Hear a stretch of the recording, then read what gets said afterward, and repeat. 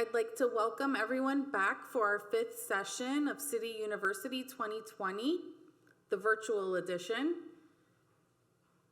Tonight we have a couple special guests, and we also have a couple presentations that will be happening virtually through Zoom. So not everyone is here in council chambers with me this evening, but a couple people will be tuning in from Zoom to give you a special message. So without further ado, I'd like to introduce our Councilwoman, Jolene Caraballo. She's here tonight. Hi, Jolene. Hello, Alex. I hope you're well. And hello to our City University citizens. I'm so glad that you have decided to partake in this challenge, and this actual, I call it a challenge because it's 10 weeks of nonstop learning and information gathering, and it's an exciting time. I have served in the city since 2016. I am the District 4 Councilwoman, and so I cover the east side of the city, as well as the Sandpiper area, South Bend area, part of Floresta. I particularly, if you've learned about your nice neighborhoods, I live in the Riverview area personally, and I grew up here. I moved here when I was 11 years old, and I attended local schools here, raised my children here, and I started a business at the age of 23 and ran it pretty successfully, and then had the ability and decided that I wanted to run to serve to help small business. That was the initial reason why I decided, and I love this job. It is so much fun. I miss doing City University in person because I get to see everyone's faces and really get to connect and spend some time chatting with you. I usually stick around and can spend time with you guys when you have your breaks, and I get to know about you and where you live and your family. But I don't want to take up too much of your time. You have a great presentation this evening, which is the Civic Center, or what we call the jewel of Port St. Lucie, because it's right in the middle of the eastern side.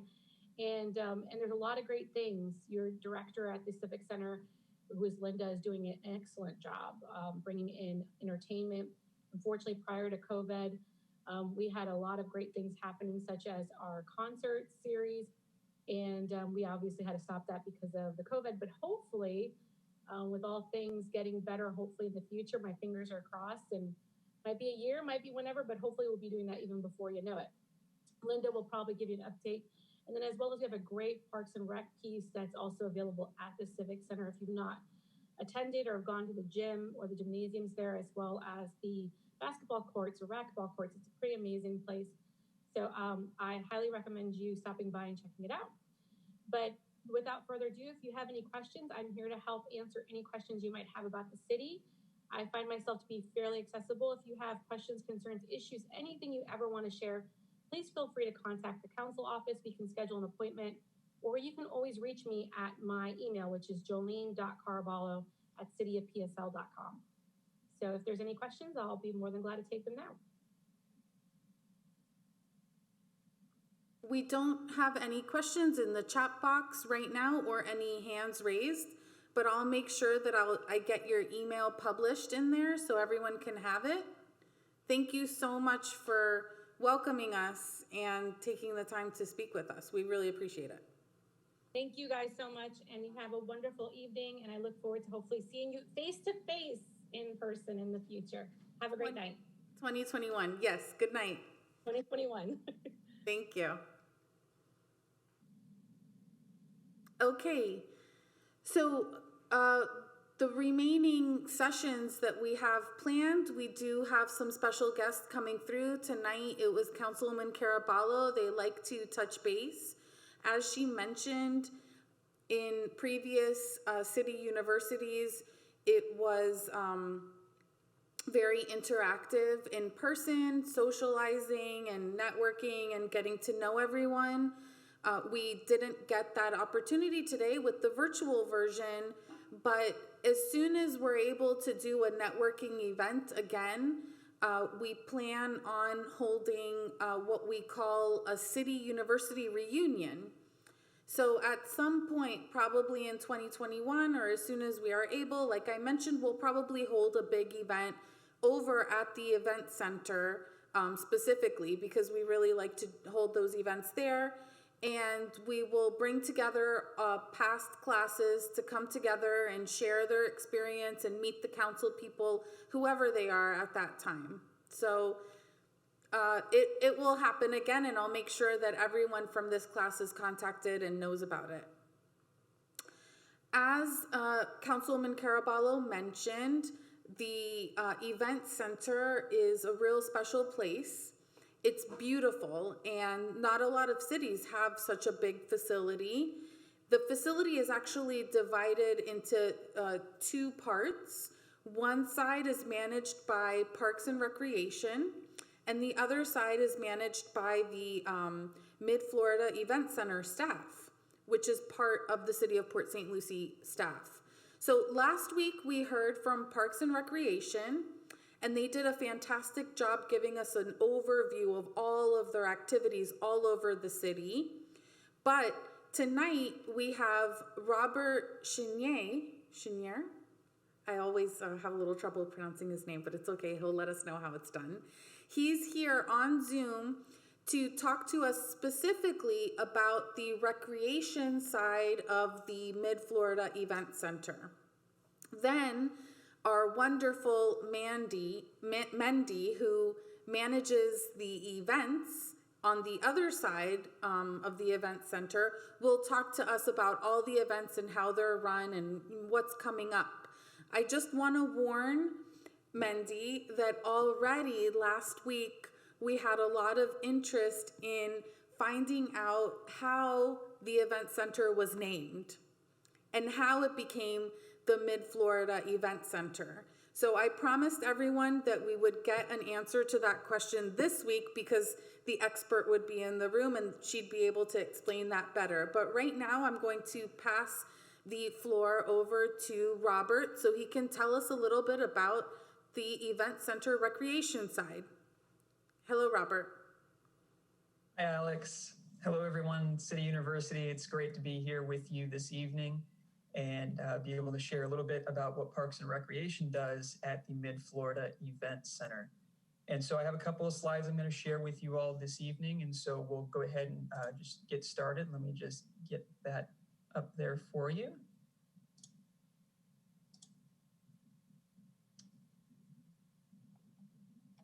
All right, so Parks and Recreation is at the Mid-Florida Event Center, again, being on the, if you're looking at the building, the left side of the building.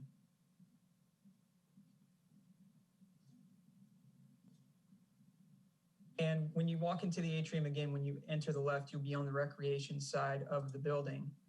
And at the Mid-Florida Event Center, we have a lot of different various amenities and services we provide. One of them being that it is the home of our Humana Fitness and Wellness Center, which is one of two fitness and wellness centers that Port St. Lucie Parks and Recreation operates throughout the city. On this side of the building, you'll also find an indoor basketball court gymnasium with 6 basketball hoops. It's capable of being split in half to 2 full-size basketball courts. In addition, there's also indoor racquetball courts as well with an indoor waiting area while you're waiting in between sessions. There's also a game room with various video game units as well as pool tables, air hockey tables, ping pong tables, things of that nature. We also have 2 multi-purpose rooms where we offer a lot of classes and various different programs. We also have a spin cycle room that works in collaboration with our fitness department.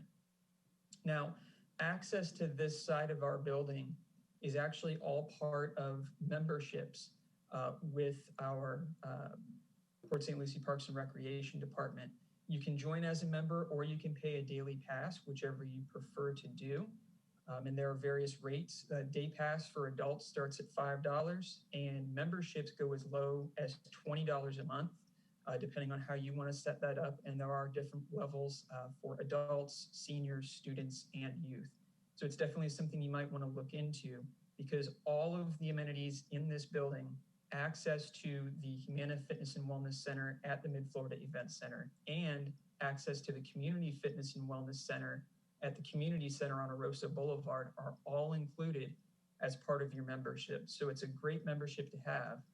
In addition to the amenities, you also have access to a lot of our fitness classes and programs that we offer, everything from yoga to cycling to Zumba, senior fitness classes. There's a whole plethora of options for you to enjoy as part of your membership. And so we'd ask if you're interested, stop by. You can get some information there at the event center on the recreation side, or you can go to our website at pslparks.com and click on fitness for more information on those memberships. Also at the building, our staff is there to offer various other activities as well. We offer our annual talent show at the event center. Right now, coming up on fall, we have our Haunted Happenings program coming up very soon. We also offer birthday party rentals for children, various dances and dance education programs. We have various toddler and youth programs, as well as senior programming and special needs programming as well. Now, outside of the community garden, or excuse me, outside of the event center, just to the south of the event center, still on the city center property, is the Port St. Lucie Community Garden. Now, the garden was opened in 2015 at the request of our residents, and it was constructed using Community District Block Grant Funding, or CDBG funding, which is a grant funding process. So that was not using taxpayer money to do that. That was through a grant process that we were able to secure those funds. Now, that garden gives you access to 48 plots on a half-acre site. Gardeners are able to grow fruits, vegetables, herbs, flowers, whatever you'd prefer. And plots are available for $25 per season. So for that entire season, you pay one fee of $25 and you can grow whatever you would like to there for your garden. 4 of our plots are also ADA compliant. They have access via concrete pads. They're wheelchair accessible and ready to go. And these plots are available on a first come, first served basis. Now, also one of the programs we're excited to start introducing here in the near future are some environmental education programs for children. And the community garden is going to be very vital as part of that.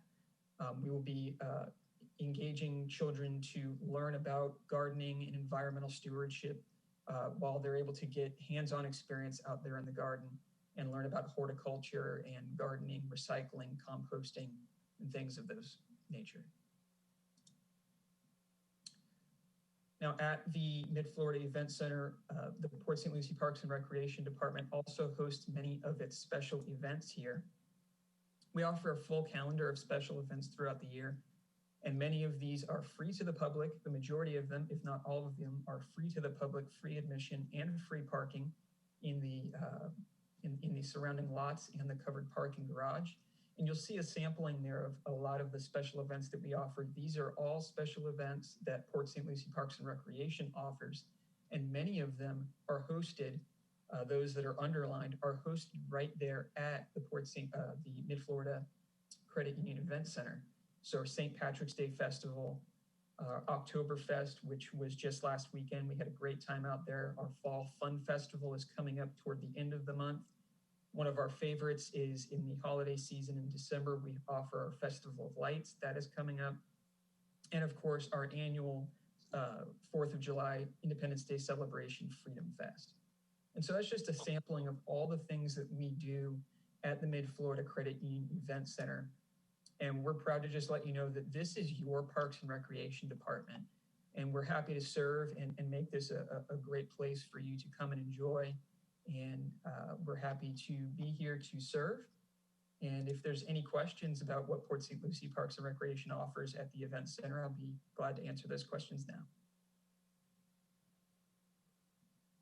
Thank you very much, Robert. It looks like we don't have any specific questions right now, but in case anything comes up, I will definitely get those forwarded back to you all. Perfect. Thank you so much. Have a great evening, everyone. Thank you for joining us. Our next presentation is from a presenter that's here in council chambers, so she will be joining us from the podium, and she will be talking about what's on the other side of the event center. Mendy Solorzano. Solorzano, yes. Good evening, everyone, and thank you for taking your time out of your day so I can present to you everything you need to know about the Mid-Florida Credit Union Event Center. This was formerly known as the Port St. Lucie Civic Center. This is your venue as far as I'm concerned. For short, we call it the Mid-Florida Event Center. So I'm going to have a presentation up, and please, any questions you have, let me know. I'll be more than happy to answer them after the presentation. So, mission statement. The Event Center is a local and regional special event center at the City of Port St. Lucie. Now, we host a lot of different events, pretty much anything from wakes, burials, right before burials, we have weddings, we have expos, we have festivals, pretty much anything you can think of that we can do, we do. Okay, I pretty much do not turn anyone away. Our venue is a rentable facility. So pretty much every event you see there is put on by a promoter or a private individual, and we just help them, assist them making the event successful. Here's a video showing you, because I can't show you in person, so I wanted to show you how the venue will be. So you're walking through the lobby right now. Now, as Robert showed you, to the left of the venue is the Parks and Recreation side. We're about to pass those doors now. Now we actually rent the lobby as well.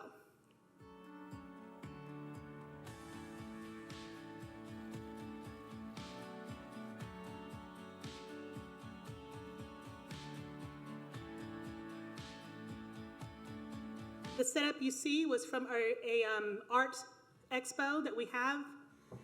We're about to go through the art gallery now. This is another rentable area, but this art gallery is for you, the citizens, to enjoy all the art from local artists.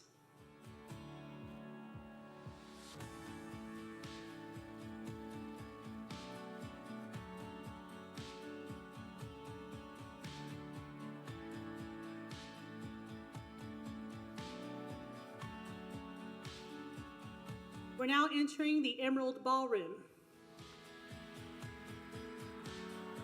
As you can see, the Emerald Ballroom can be divided into up to 5 rooms.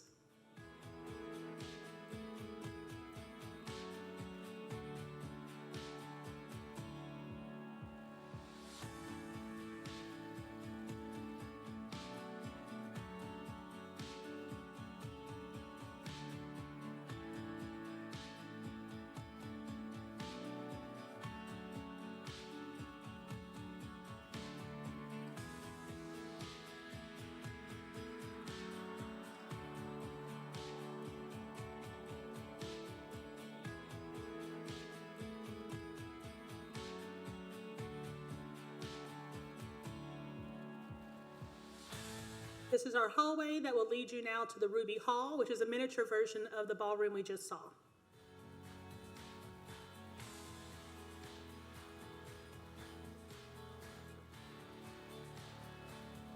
Like the Emerald Ballroom, the Ruby Hall can be divided into 5 rooms as well.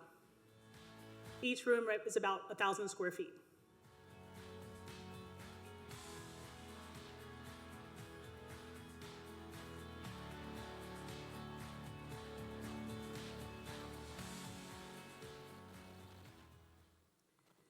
Now, the Mid-Florida Event Center has 5 primary business lines: event operation, facility services, sales and marketing, food and beverage, and finance. Now, the event operation pretty much does everything you see when you go to an event. So how it works is, as soon as our event team will receive a file, they work on the floor plan with the client. They do the setup for the client. They assist with catering. They assist with fire marshal, event coordination, business services, anything the client will need or you may need when you rent at our facility. The event promoter and event specialist will assist you with that. Facility services, we all know them as our event services. They pretty much do the breakdown of the room. They set up the room. All of our rooms include tables and chairs. So when our event specialist will give a floor plan to you and to our event team, they will have the room set up for you or for the promoter exactly the way you like. They also help with any kind of capital improvement. So it's a 24/7 job for them. So lights are out, they take care of that. Polishing floors, bathroom, outdoor bathrooms at the splash pad out front, indoor bathrooms, keeping the floors clean, keeping everything sanitized for COVID. Every 15 minutes, someone's walking around the entire building, cleaning handles, cleaning off chairs, cleaning walls, wiping down, sanitizing. Sales and marketing services, that's my area. So I am there to recruit. Just to give you an example, we recently had a couple of venues in the area that had to have canceled events due to COVID.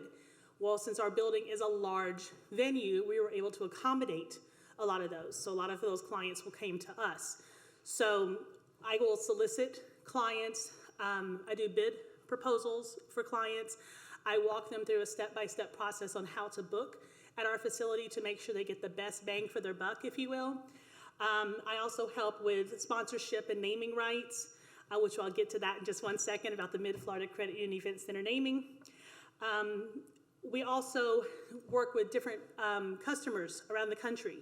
So it's not just a local venue. We have like Babe Ruth, which comes every year, and they are a national softball league. And they chose our venue because we're centrally located between Orlando and Miami, so it's easy access for all their softball leagues all over the nation.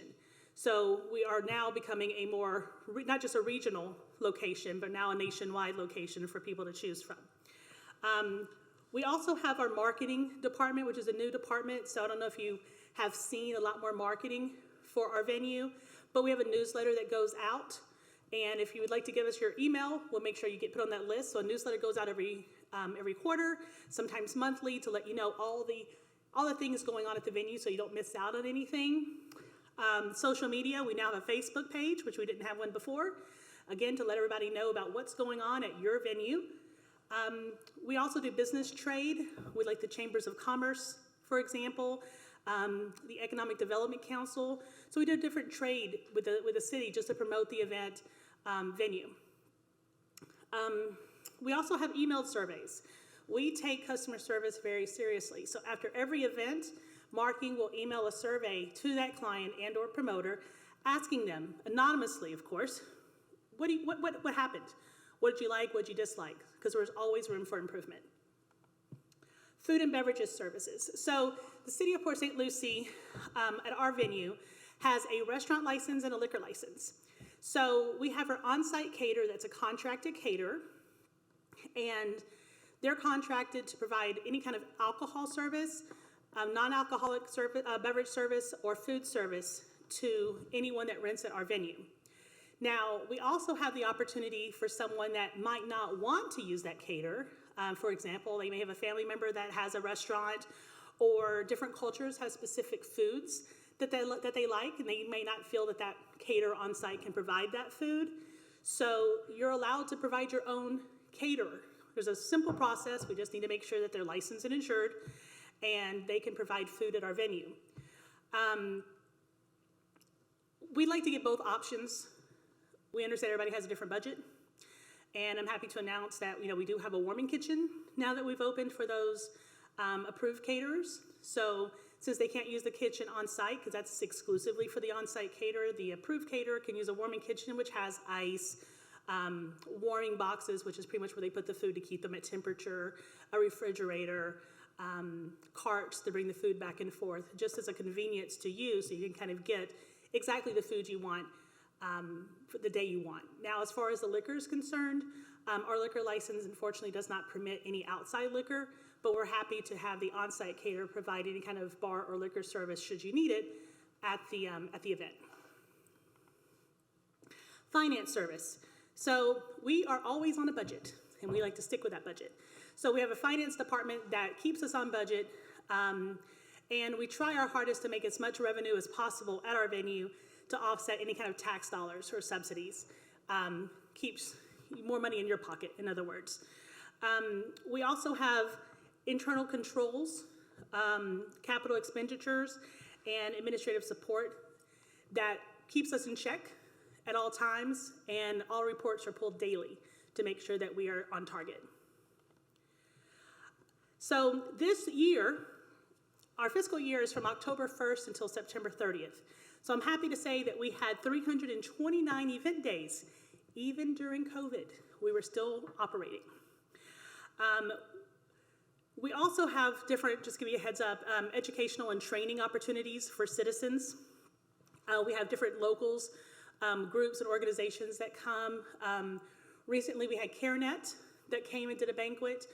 We have the Economic Development Council that I mentioned previously that does a luncheon every month, for businesses. There's different finance trainings, real estate trainings, even seminars that go on. A lot of them are free, so we say fully, take advantage of anything you can get. Again, that's where the marketing newsletter and the Facebook comes in handy, so you can kind of see what options you have. As far as enhancing the community engagement, we're also going to start with a performing arts series. I had mentioned that we have an art gallery.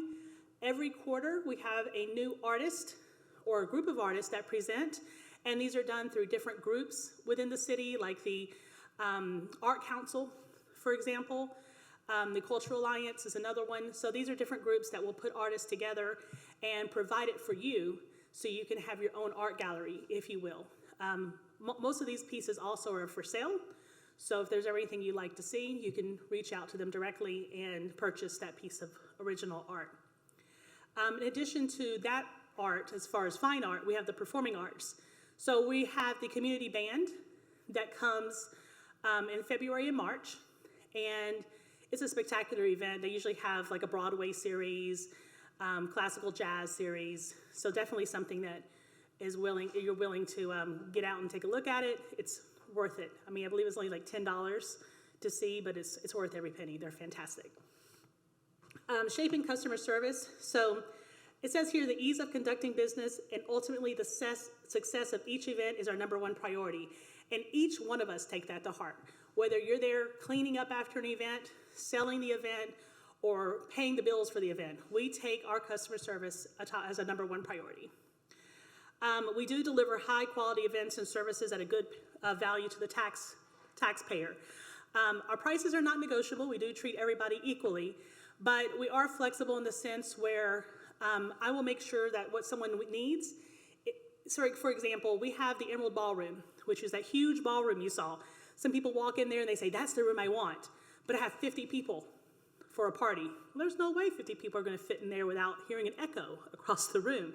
So I try to work with them, explain to them, this is a better room for you and it'll save you money.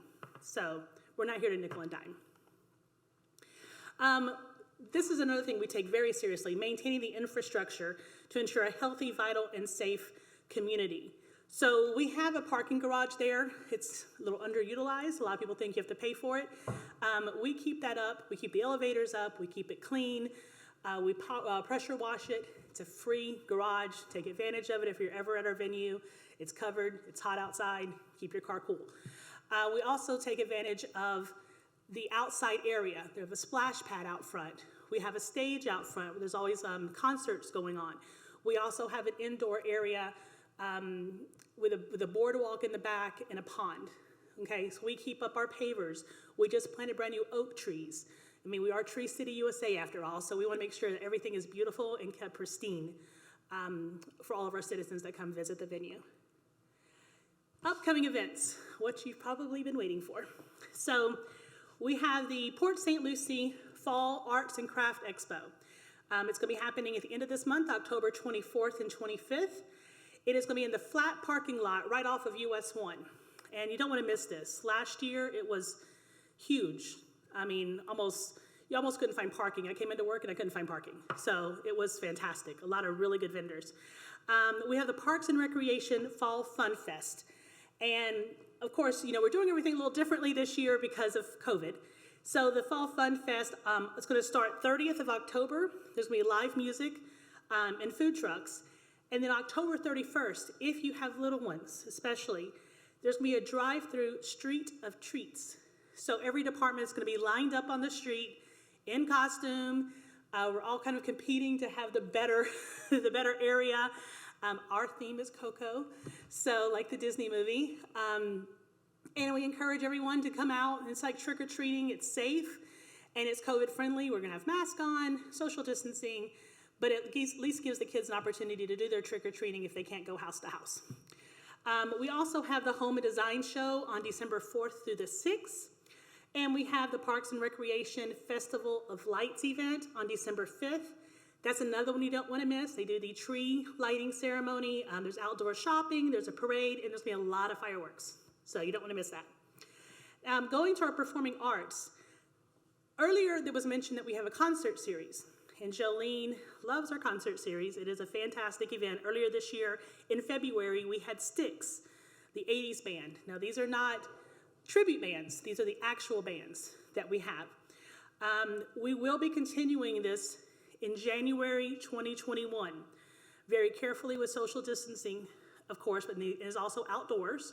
We're going to have 3 concerts, January, February, and April. All 3 acts will be announced later in November, but one act that we had to move from 2020 to 2021 is a Little River Band.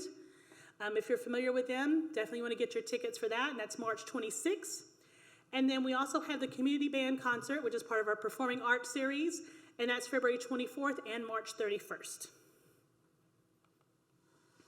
So, as I mentioned, we have the new marketing department, which has Facebook, Instagram, our calendar of events. So if you go to the City of Port St. Lucie website, there is an icon at the top middle of the page that says Mid-Florida Credit Union Event Center. If you click on that, you can find the calendar of events specifically for our venue. And there's also a newsletter that you can sign up for as well. And if you want to give your email address to Alex, feel free, and or if you want to just post it in the chat, and I'll be more than sure to get you that newsletter to you. All right. Before you ask any questions, I want to start by talking about the Mid-Florida Credit Union Event Center naming. So as you know, we were officially called the Port St. Lucie Civic Center. And I still refer to us as the Civic Center in my heart. But in order to offset tax dollars, we were looking for sponsors to name our facility. We are still your venue. Nothing has changed. But if you've ever gone to a concert and you've gone to an amphitheater or an arena, the arena has a specific name to it. And as you can see, the names sometimes change. Like you had the American Airlines Arena in Miami. You have the Palm Beach Amphitheater always changes their name. That's pretty much the same thing that's happening to us. So Mid-Florida Credit Union was generous enough to do a 5-year agreement, and that's where we got the name from. It just helps offset the tax dollars, more money in your pocket, and it promotes Mid-Florida, and it was a win-win to the community and also for the credit union itself. So we're very happy about that. We also have other sponsors such as Humana. They're also another sponsor of ours, and they also help with the Parks and Recreation Department for their Silver Sneakers program. So we're always seeking any opportunity we can, not just to save money, but to make money. That way it'll offset any kind of tax dollars that come out of your pocket. Okay? So that will answer the reasoning for the credit union naming. And any questions so far? Actually, we do have a question. Oh, great. Thank you very much. If anyone has any further questions about the Mid-Florida naming rights, put them in the chat box or email them to me, and I will make sure Mendy gets that. But this is a question that I've heard before. The mayor has mentioned it. Council has mentioned it. Has the city tried to lure a hotel to be built on the property near the event center? Usually event centers perform well for larger events when there is a hotel within walking distance.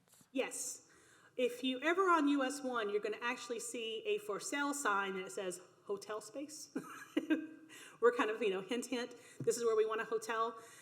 We do have a couple ideal spots for it. We don't have as much land as you think. When you walk into our venue, you see all this land. Some of that is private land, so we have limited land that could be utilized for a hotel. But ideally, that is where we're going. I mean, we are attracting a lot of national events. So if they're coming here to fly here, they need somewhere to stay. And it's more convenient to have something to stay on premises. So that's definitely in the plan. We have had a couple of different commercial hotel companies come and look at the space. But as far as I'm concerned, nothing's been signed off on yet. Okay, and we've got a couple more, so All right. stay at the podium. All right. Will Mid-Atlantic install an ATM in the lobby? Great question. As I've been told as of right now, no, there is an ATM in the lobby, but Mid-Florida has not brought their own. So that's kind of, and again, keep in mind that we've only been with Mid-Florida less than a year. So things are still coming in as we speak. So hopefully before the year end is over, which will be February for them, we will have a new ATM in with their name. It'd be fantastic, but as of right now, there isn't one with their name.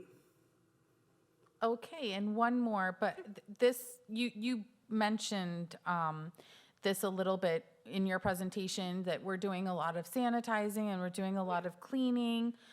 How are we respecting or addressing social distancing at events? Has it been a problem? Oh, no.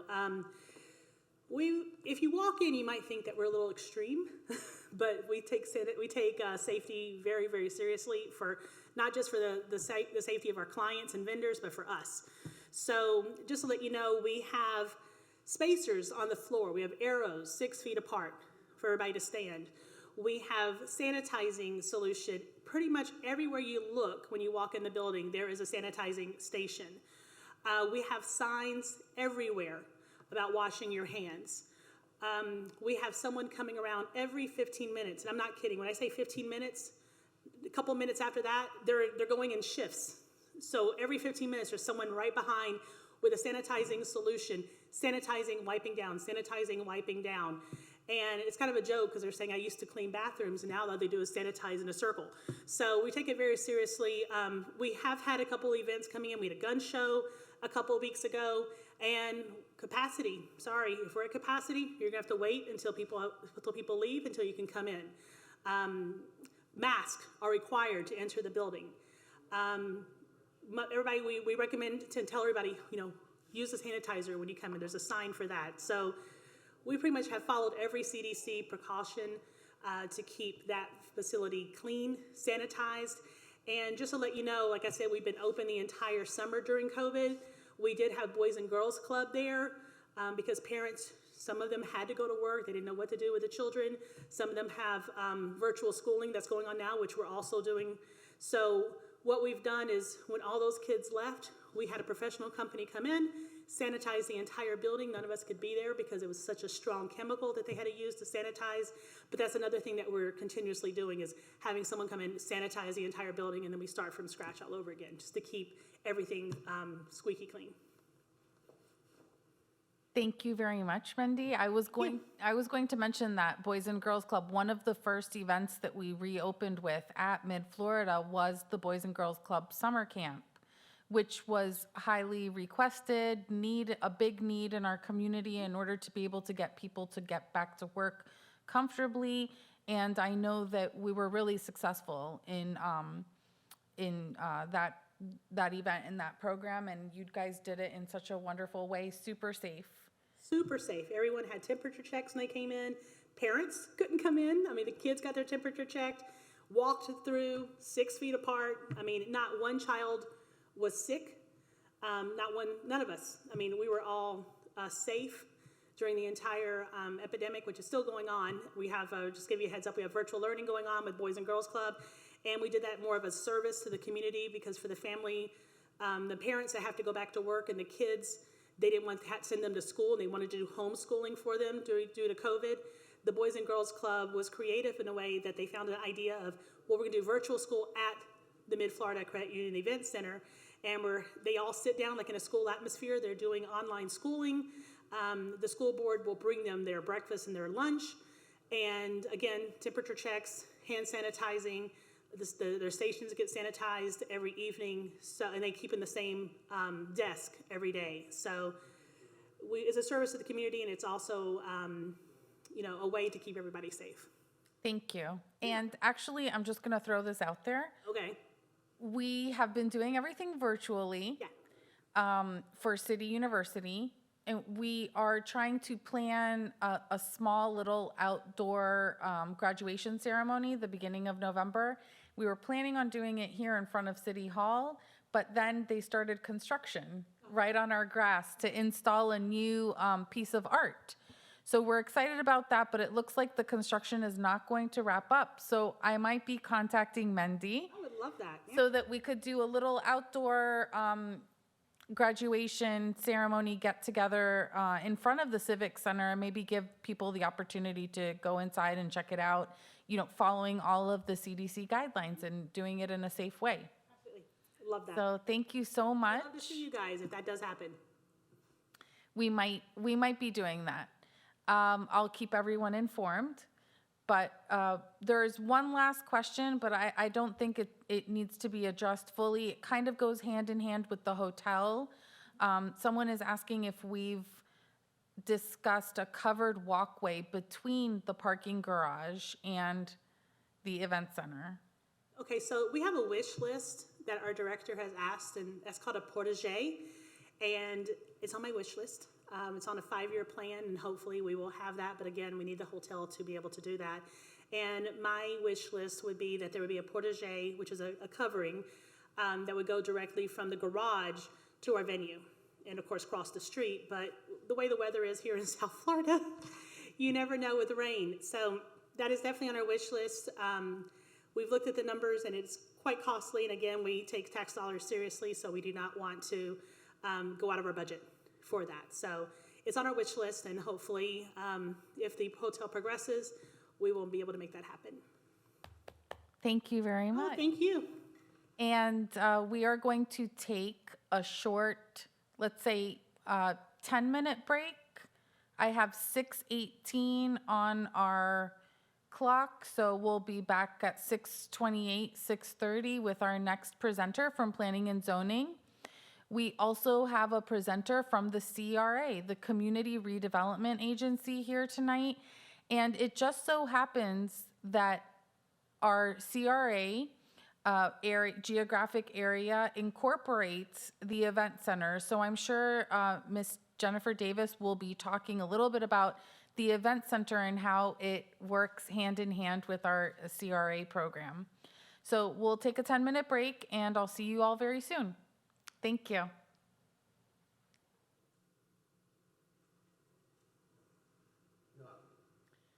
Welcome back, everyone. Thank you. And we are now moving on to our next presentation. Mr. Asai Chavez from Planning and Zoning is here to tell us about the work that they do. Thank you. Thank you, Alex. This is Isai Chavez, planner with the Planning and Zoning Department. I want to thank Alex and everyone who's put this together, as well as everyone who's taken this time off their evening to join us and learn about the city and what each department does. I want to give just a brief overview of history of city planning very quickly, because I know that I think the zoning part of what our department does is often easily understood, but the planning part is, well, what exactly does that mean? So city planning has been practiced since ancient Greece, Rome. It evolved the profession from formal practice of engineering and architecture, also in response to Industrial Revolution, the early 20th century.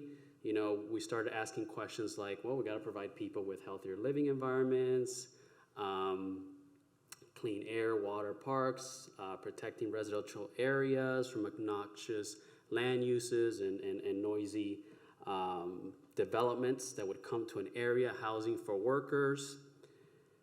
We all use space, but how it's organized and functions and looks are the basic concepts of planning. Whether that's something that you're looking at short-term planning or long-range planning. So why plan? And I think that that's a good question. Not only applies to what planning and zoning does, but you often see that question is, why strategic planning? And I'm sure that is something that if it has not been discussed yet, it will be. But a plan identifies a decision that should be made in light of other concurrent or future decisions. They're useful to address the interdependence or irreversibility and imperfect foresight in decision-making situations. What I mean by that is, well, some things are connected. Some circumstances, some decision-making is connected. For example, decision to expand a water treatment plant is interdependent with decisions about locations and capacities of roads and land use. So we have a overriding document, which is known as a comprehensive plan and can be found on our site, which kind of governs the land uses, and below that would be the zoning that goes along with those land uses in the city. What kind of things do we look at? What kind of objectives do we have? Everything from transportation, safety, economic development, job growth, sustainability, natural resource protection, you name it. There are different parties that come into play when it comes to planning. Of course, planning and zoning department is involved, but there's many other actors that come into this decision-making process, whether it be in the short run, let's say a development comes into the planning and zoning department, say for a Walgreens.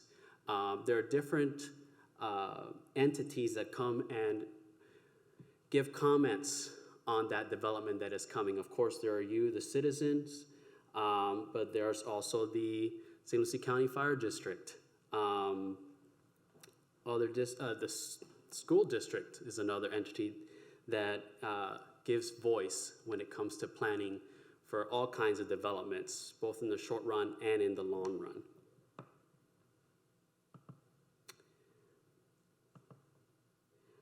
This is our organizational chart. It starts at the top with our planning and zoning director, who is also assistant to the city manager for land development services, followed by our assistant director. Then we have a long-range planner, and we have below that a senior planner, and then planner 3, planner 2, and planner 1. And then, of course, on the other side, we have the admin staff headed by the office manager. So what is our mission statement? Why essentially do we exist? We're actively working towards shaping the future built environment to ensure it contributes to a prosperous, sustainable, and beautiful city for all people. Our bread and butter of what we do in planning and zoning is related to development review. All kinds of commercial developments that come to the city that submit their site plans, you name it, any commercial development that you can think of, subdivision, they come to us, and we process over 250 land development applications per year. So if you're a developer and you're trying to build something in the city, you're coming through us, and you're very familiar with our department. I will add, though, that even if you're not a developer, you will in some way interact with us. Let's say, for example, you are submitting, you want to build a pool, and the setbacks don't comply with the code regulations, and you're trying to obtain a variance for that. Well, that comes also through the planning and zoning department.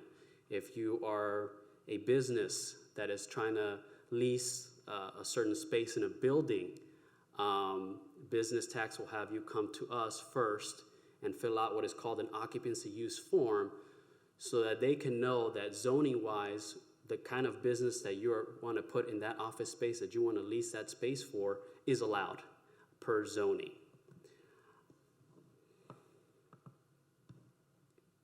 I mentioned the comprehensive plan, which is kind of like our master plan, our overriding document.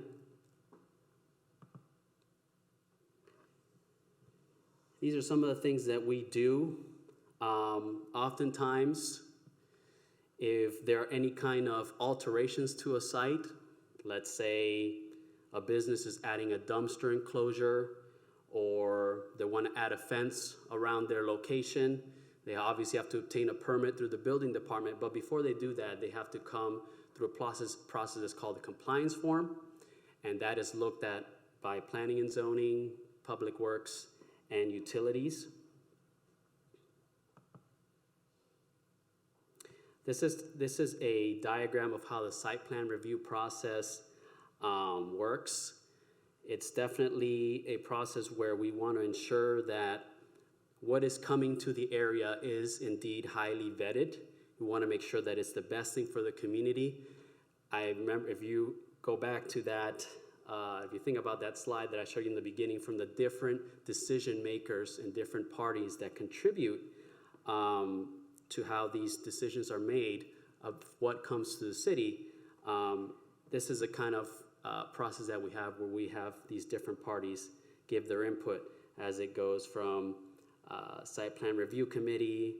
If it's a major site plan, then up until very recently, we are going through changes where we want to accelerate this process. Planning and Zoning Board, which is a public hearing, and of course, City Council, which also is a public hearing.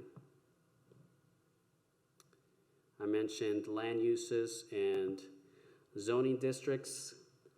At the top, again, going back to our comprehensive plan, land uses. This is one particular example here. We have something called the residential office and institutional. If I had a zoning map, I could show you the different land uses in the city, but there are different zonings that are compatible with that land use. So ROI has institutional, professional, limited mixed use, all of which have different permitted uses of what you can or cannot do. Institutional, for example, is very well known for allowing things like churches, schools, parks, for example. Just briefly about our city's planning history. Our city was started by GDC, or General Development Corporation, in the late 1950s, platted 80,000 quarter-acre lots with no infrastructure, limited land set aside for parks and open space, public facilities, or non-residential uses like places to work, shop, or worship. So essentially, it was like a residential city. And that has created some challenges in terms of developing these other things in the city. But it has also opened up opportunities for us to explore, well, how can we, create places for people to play and to work. So just some of the challenges here and opportunities I would add: public service demands, schools, police, fire, infrastructure needs, roads, utilities, land use demands, retail, industrial, office, open space preservation, all of which are being tackled in different ways through different kinds of planning processes, not just in the planning and zoning department, but through public and private partnerships, also with the CRA, Community Redevelopment Agency, which is a presentation that's coming after mine. So we're looking at, pedestrian connectivity. Obviously, people want to walk, people want to bike, they want safe sidewalks, they want more of it. Nearby open spaces and recreation opportunities, land uses that are compatible with neighborhoods, reducing traffic impacts. All these are things that are part of what the Planning and Zoning Department tackles for both short run and also long run. With that, that is my presentation. I mean, if you have any questions, obviously we'll have a Q&A now, but also you feel free to email us. That's our department email there, and also you can call us or check out our website. Any questions? Thank you so much. And there actually is a question. Planning and zoning is always a very complex subject. So sometimes either there's a lot of questions or people need to take a minute to digest it and then come back with questions. But the question is, does PSL benchmark to other cities of similar size regionally or nationally on planning features or amenities for the residents? I know you actively have input from residents, which I really appreciate and have participated in. Yeah, I would say that we always try to look at what other cities are doing, cities/counties, whether it be in the immediate area, say South Florida, or the rest of Florida, or other states. And that is something that we do both informally and also formally, depending on the kind of plan that we're looking at, whether it be a small area plan or a master plan. And, working with consultants, we're always looking to have the most up-to-date data so that we can do what's best for Port St. Lucie, because, we definitely want to be able to offer amenities of different kinds that other cities have, but we want to do so in the Port St. Lucie way, just understanding, who we are and where we come from. Well, I'd say that a lot of special initiatives to promote or build new amenities also are really driven by the council and what the council might hear from residents, like, parks or all the talk that's happening about a new adventure park right now. We just had a public information session. But to add to that, I think planning and zoning just went through a whole process to update ordinances. Was that right? Or there was a big update to the codes that are in place for planning and zoning that was just recently approved, right? I'm not sure if you're referring to the accelerated site plan review. I did mention that, if you're a developer and you're going through the city and you're trying to get your site plan approved, normally if it's a smaller site, then you have to go through site plan review committee and then city council. And if it's a bigger site, then you go through site plan review committee, planning and zoning board, and city council. That's being shortened up. It has not been final approval as of yet, but we're always looking for ways to kind of make the city more business friendly, and that is one step in that direction. Thank you. Thank you very much for joining us, and we really appreciate the information. Like I said, it's very interesting to see how the planning and zoning process develops, but it is super complicated and always evolving. So we've evolved a lot since the original development and developer that was involved. And Mr. Chavez didn't touch upon it very much, but when we were developed as a quote unquote residential community, what he meant there was that we didn't, the original developer didn't take into consideration building schools or other amenities that might be of interest for families. And we've grown to become a real family-oriented community. So that's something that we have to tackle, as well as larger scale amenities. But next week, we will be hearing from Neighborhood Services, and they really tackle some of those on-the-ground problems and issues that we have in the neighborhoods on a firsthand basis. So you'll be able to hear from them. But right now,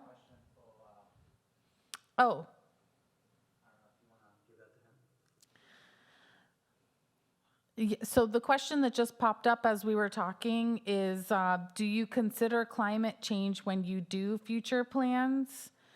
I mean, like possibly expanding flood zones. So that's a pretty in-depth conversation and a big topic. What I will do is I'll go ahead and email that to Mr. Chavez, and maybe he can get us some more information about flood zones and how we take climate change into consideration when we're talking about planning and zoning, because it is a little bit more complex, and I'll get that answer posted on our virtual textbook. So that way we can go ahead and move forward with our next presentation. Okay, let's just take 1 second for a quick pause.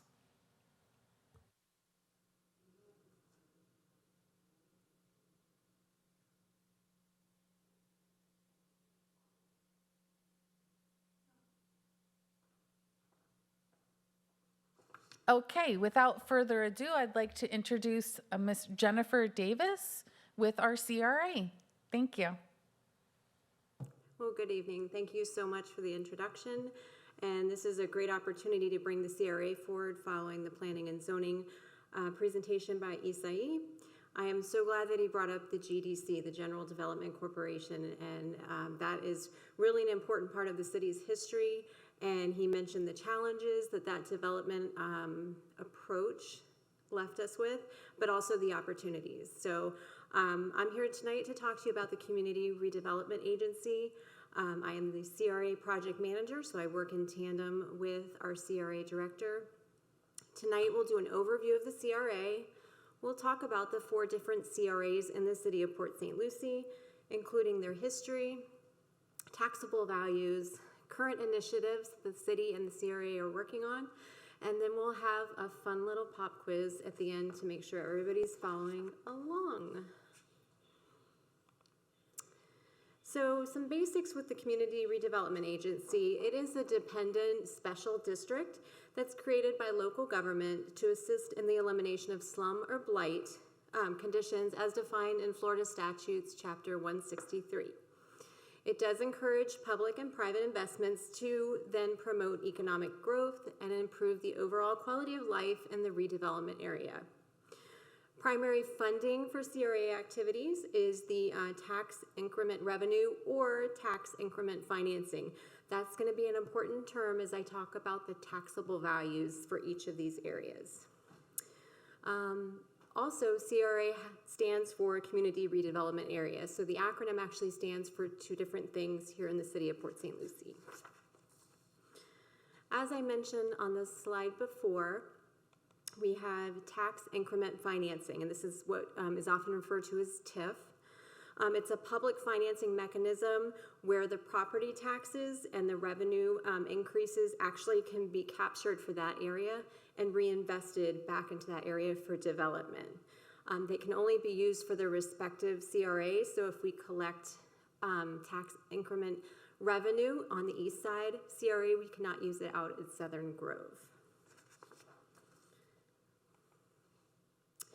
How is a CRA created? So a governing body adopts a report outlining the conditions of what I mentioned before, the slum or blight, within any geographical area. Then the governing body adopts an ordinance declaring the need for a CRA to oversee that redevelopment. And then the CRA prepares a development plan for the body's approval. Again, here in the city of Port St. Lucie, you have 2 staff members that are dedicated to the CRA activities. The CRA in this particular municipality is also the city council. So if you watch a CRA meeting, you're going to see the same faces up on the dais. Our city manager serves as the executive director for the CRA, and our city attorney is our legal counsel. One of the fortunate the benefits of working in the CRAs, we do get to work with a lot of different departments, and that keeps everything, really fresh and fun. There's not a lot of monotony. All of our projects are very different, and there's a lot of collaboration. Also, a lot of our activities the CRA is an overlay, and there may be a project within there, so it's kind of nice that we can stay involved in those projects, even if we're not actually working on them, but we can still stay involved. This slide represents the 4 different CRAs. At the top right corner, you'll see a pink area outlined, and that's the original Port St. Lucie CRA, kind of the US 1 corridor. Also within the pink area is a small enclave known as East Lake Village. That's our 2nd CRA that was established. As you move just to the left of the pink area, you'll see a purple area outlined, which is along PSL Boulevard, and up Veterans Memorial Parkway and down Westmoreland just a bit. That does define our PSL Boulevard and the Port District CRA. And in the bottom left corner of your screen, there is an area known as Southern Grove, and that is our newest CRA. So first I'm going to start with the Port St. Lucie CRA. Again, this was our original CRA along the US 1 corridor. It was established in 2001. It starts just north of Crosstown Parkway, travels all the way down south to the county line, but also incorporates most of the area between there and Leonard Road up to Walton, and including the Village Green Drive corridor. This particular area was identified as a central gathering place that provides identity for the city, as well as opportunities for entertainment and economic development. As Mindy presented to you earlier, also included in this area is City Center, and the Mid-Florida Credit Union Event Center. So one of the things we will be looking at and talking about in just a moment is the opportunities at that site. It also includes the St. Lucie Medical Center. As I mentioned earlier in the presentation, we're going to go over a couple of the values that have changed in these particular CRAs. So in 2000, the taxable value was almost $232 million in this particular CRA district. As of 2019, the taxable value is $425,713. That shows an increase since the origin of the CRA of about 84%. Even within that, you'll note that there's an area with the negative increases in value, or the decreases, I should say, and that's what we referred to generally as the Great Recession time period. So you can see just before that, the height of the market, the value was just over $500 million.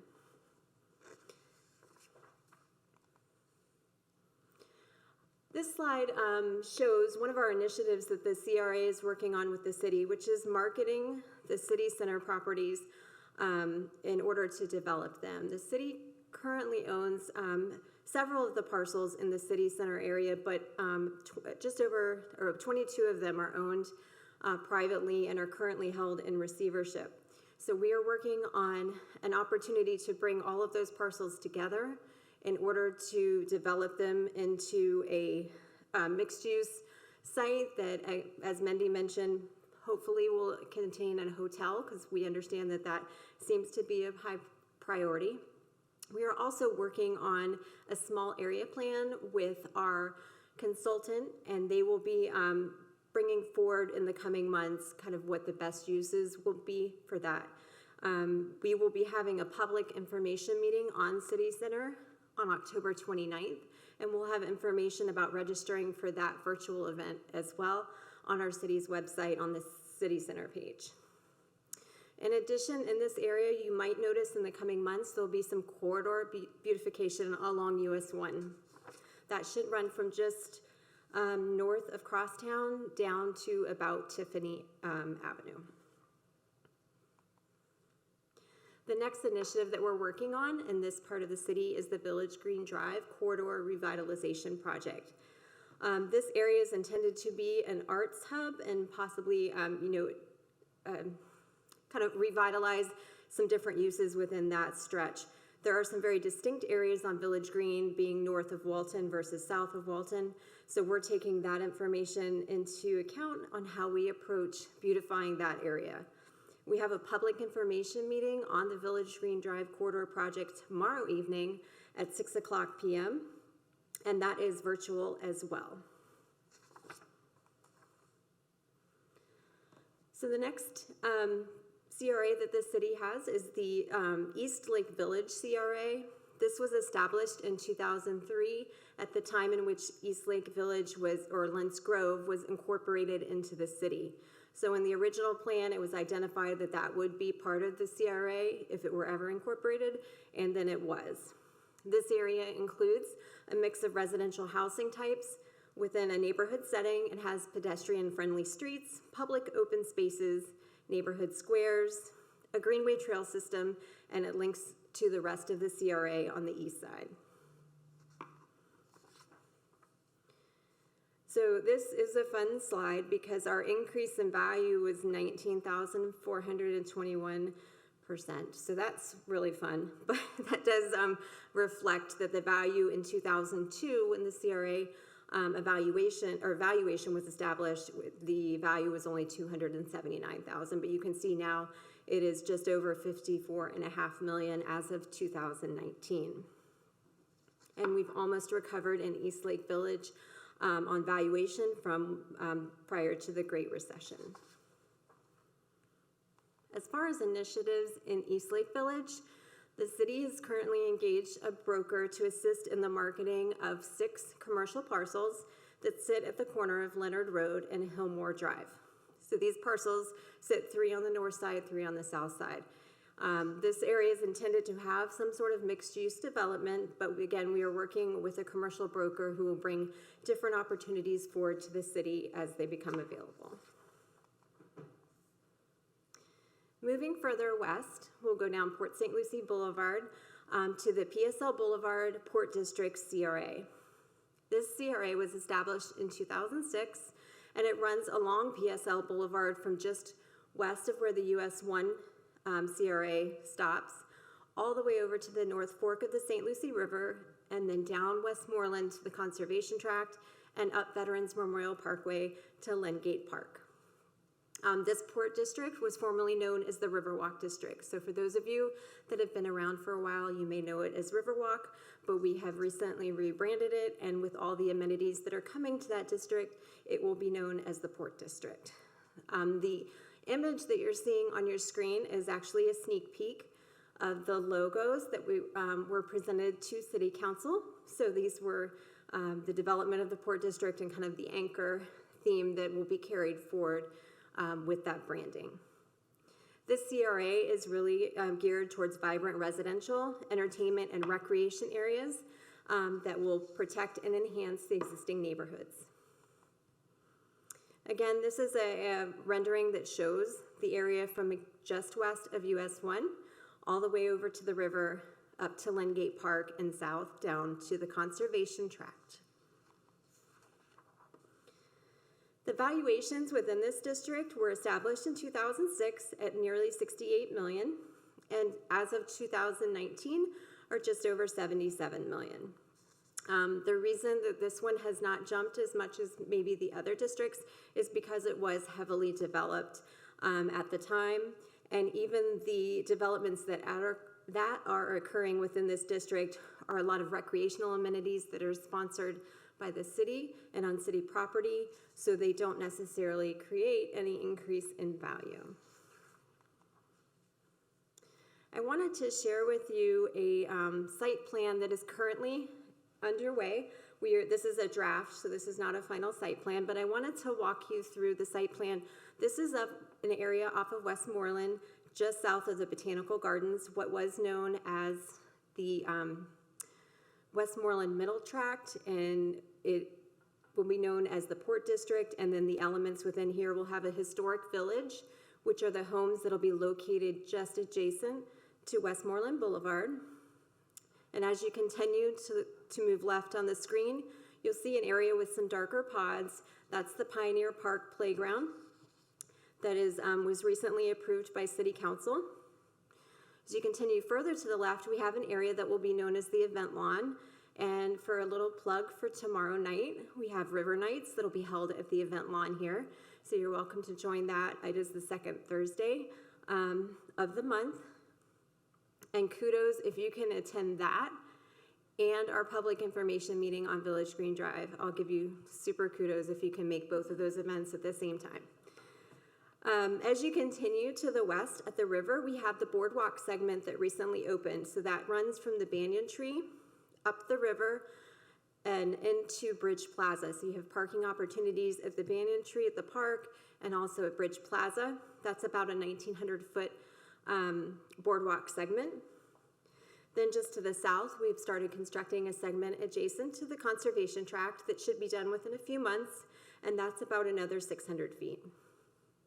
We've identified an area adjacent to the river and that iconic Banyan Tree for a riverfront restaurant.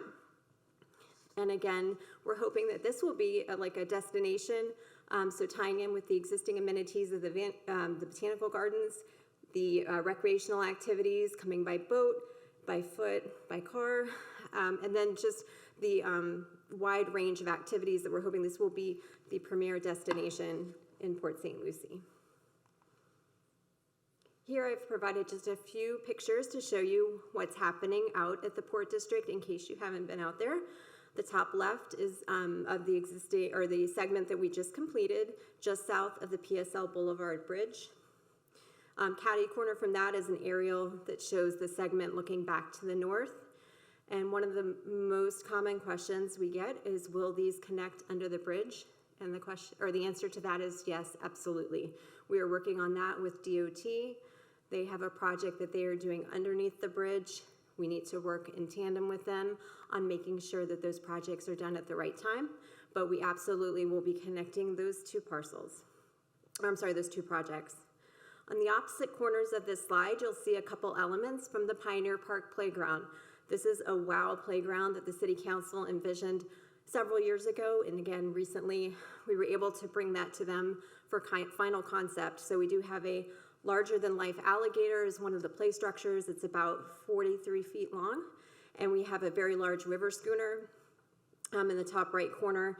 Again, a very large structure. These will be custom-made elements along with many other features in the park. And as we move further west, we have the Southern Grove CRA. This is our newest CRA. It was established in 2012 and consists of just over 3,600 acres, and it's situated along a 4-mile stretch of I-95 between Becker Road and Tradition Parkway, just east of Village Parkway. This area was intended and is intended to be a regional employment center and retail destination. This is just another image to kind of show you the vast size of that particular CRA, and then how it sits on the west side of I-95. When the DRI was approved for this project, there were a lot of intended uses and intended allocations of uses to different uses within this particular CRA. What I will say is, right now we are currently working with the Treasure Coast Regional Planning Council to determine what the best uses will be within this Southern Grove CRA. Back when the valuation for the CRA was established in Southern Grove, it had a value of just over 15 million, and now it is just under 100 million. So we've seen a very big return on valuation in this particular CRA. As I mentioned again, we have the Treasure Coast Regional Planning Council is working on a master plan. We've had a series of public involvement meetings and input meetings, as well as presentations to council. We do intend that the final plan will be brought forward by the end of this year. And that actually concludes my presentation, but I do have a short quiz that we will bring up on the screen. Are you ready for me to? Yeah, so we'll do one question at a time. Yep. Okay, and I'll bring the first one up. Okay. So your first question is, in Port St. Lucie, what does CRA stand for? And you can select all the answers that apply. A, Community Redevelopment Agency. B, Continuing Resolution Authority. C, Community Redevelopment Area. Or D, Canadian Revenue Authority. Or E, none of the above.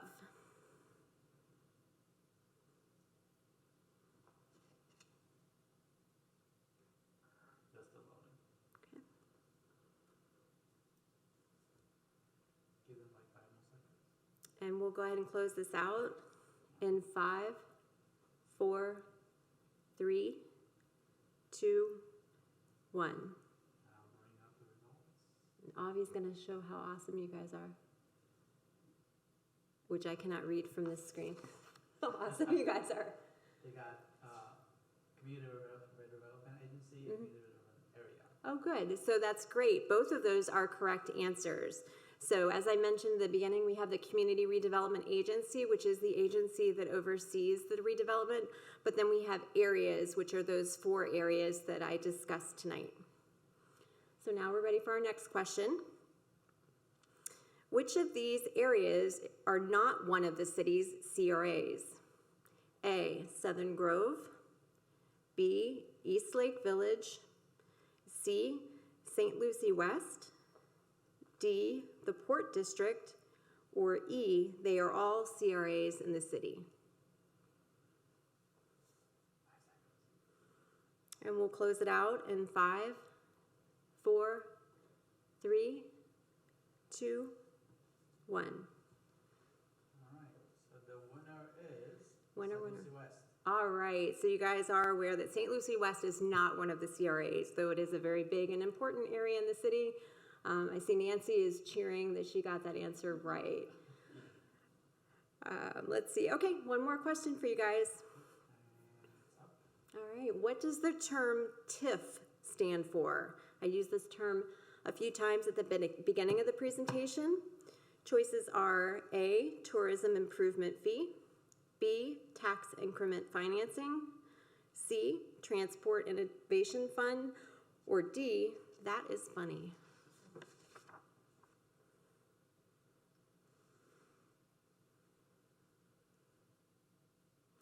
And we're going to close it out in 5, 4, 3, 2, 1. Okay, and tax increment financing. That's right. That is the revenue that we generate between the difference in the value that was established when the CRA was established and our current value. So we're looking forward to the 2020 values coming out. And with that, I am ready to answer any questions. Excellent. Thank you so much. We'll keep you right there because we do have a couple questions. I think one is not so relevant to the CRA, so maybe I'll tackle that after, but this other one is there any interest or opportunities to have Cleveland Clinic brand in Southern Grove? Sure. Cleveland Clinic has a presence out at the north end of Southern Grove. So if you aren't aware, we do have their hospital that sits just at the southwest corner of the of I-95 and Gatlin, or no, on that side it's Tradition Parkway. So we do have that, and then they have increased their presence with the building just on the opposite side of the lake on the south side of their hospital, which is their Research and Innovation Center. So there's already a strong presence of Cleveland Clinic out in that area. Thank you for clarifying that. And actually, I'm going to pick up on the question that was asked during Mr. Chavez's presentation, but I'm going to kind of redirect it to you. They were asking about climate change and taking climate change into consideration. I know you just finished planning out the whole boardwalk and the port district and all of that. Maybe you can tell us, was climate change taken into consideration for a project so close to the river? Sure, that's a great question. So the climate change, I think that translates to a lot of the codes and things that are in effect. So the elevations that we have to build to adjacent to the river, our minimum floor elevations and things like that, are definitely taking into account, where we anticipate the future rise being. Right now, our boardwalk that was just built, I believe, is at 6 feet. So it's much higher than the existing, say, seawall that was out by the banyan tree. One other thing I tend to bring up when I talk to people about the restaurant site is if you go stand out adjacent to the river where the restaurant is, you're standing about 6-7 feet or so, depending on that pad where you're standing, and we have to bring that up to 12.5 feet of minimum floor elevation. So that's where the floor is going to start. And then from there, you'll have a restaurant, whether it's a 1 or 2 story overlooking the river. So I think a lot of that's really captured in building codes and things like that well in advance, of any construction taking place.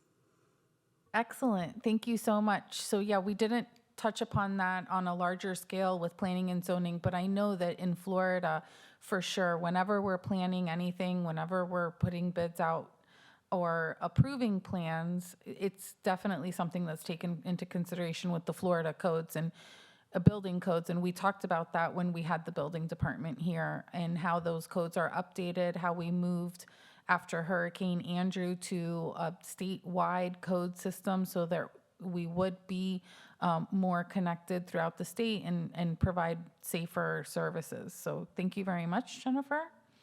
I'm actually going to take the last question, and I have a quick question that somebody sent to me privately on accident. okay. The question is, are there any plans for North P? I'm guessing North Port St. Lucie? Is that the question?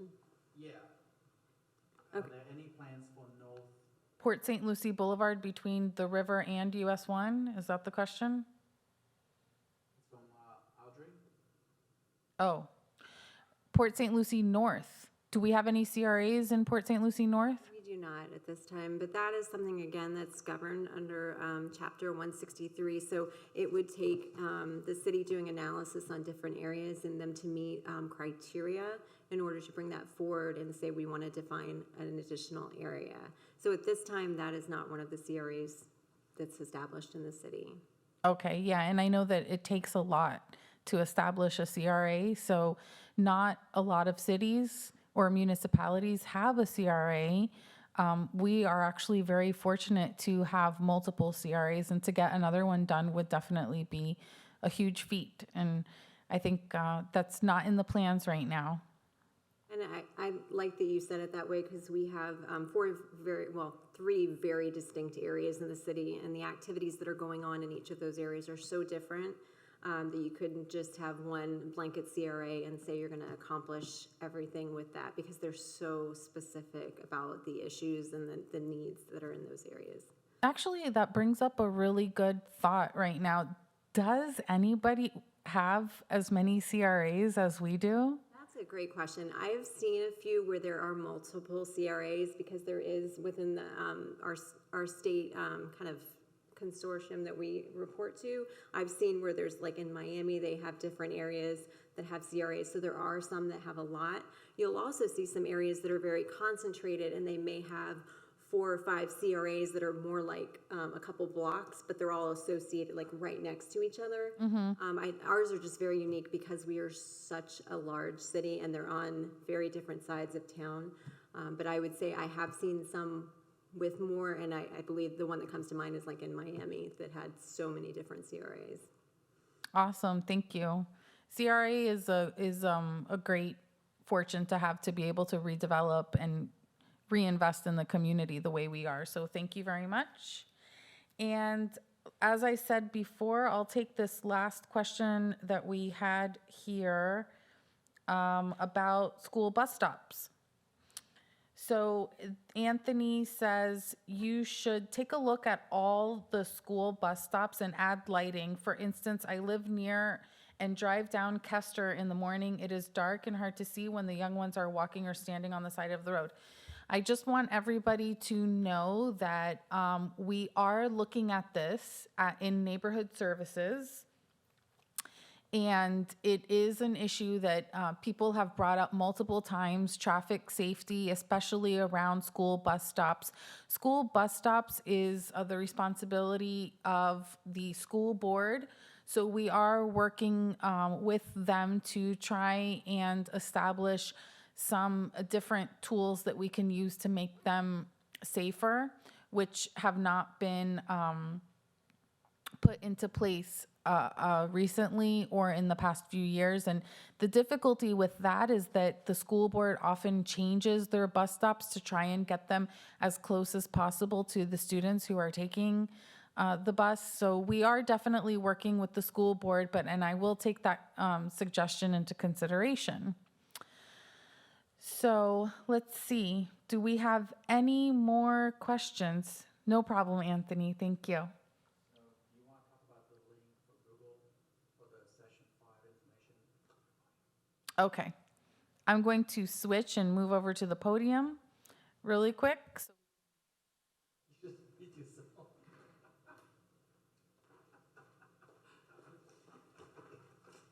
Let's keep everybody on our toes, and I'm moving to the podium now just to be able to talk to you a little bit more comfortably. Someone had a question and sent it through to Avi about the virtual textbook and the Google Drive.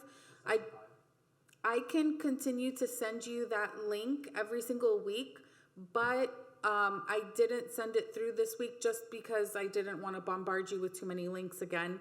But it is the same Google link. So the Zoom. Say there's no session 5 folder in there. Oh, the session 5 folder is not there yet. I haven't uploaded those presentations. I will do that first thing tomorrow morning. So, but the link for the Google virtual textbook is always the same.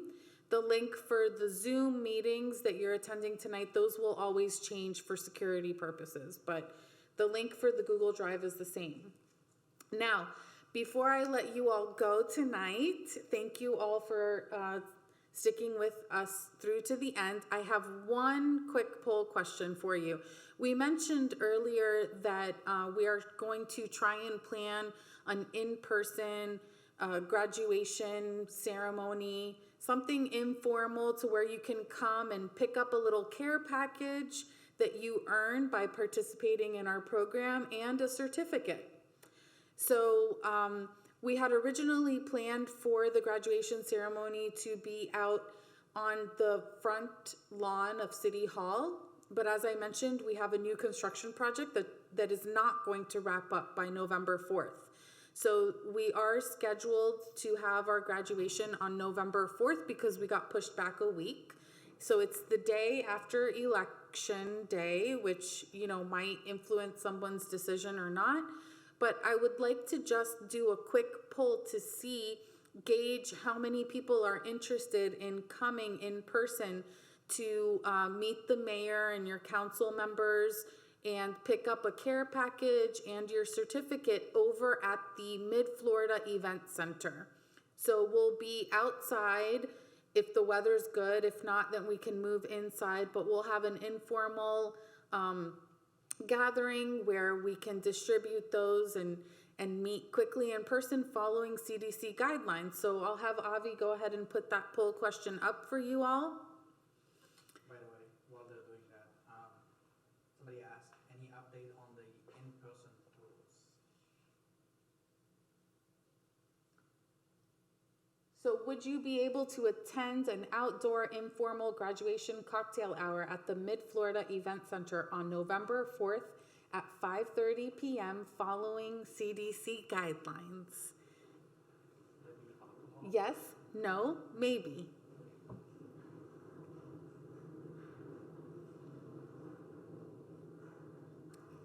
I'll give you 5 more seconds to answer that.